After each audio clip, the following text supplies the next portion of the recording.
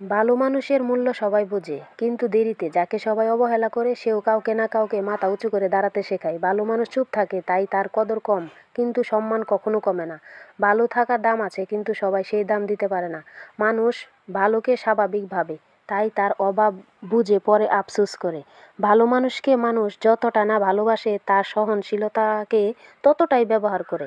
যে মানুষ নিজের মন পরিষ্কার রাখে তাকে মানুষ প্রায় অবহেলা করে, কারণ ওরা ভাবে সে কখনোই রাগ করে না। ভালো মানুষের ক্ষতি হয় না, শুধু সময়টা কঠিন হয়, শেষে জিতে যায়। কদর না পেলেও ভালো থাকা ছাড়া উপায় নেই, কারণ এটা চরিত্র, অভিনয় না। এই ভিডিওটি আপনাদের কাছে অবশ্যই যদি ভালো লাগে, লাইক এবং সাবস্ক্রাইব করে পাশে থাকবেন।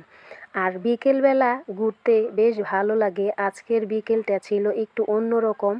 তো দেখেন, খুব সুন্দর লাগছে। বিলের মধ্যে একদম হাঁটতেছি, একা একা ভাবতেছি সাথে যদি একজন বন্ধু বা বান্ধবী থাকতো কতই না ভালো লাগতো। তো আল্লাহ হাফিজ।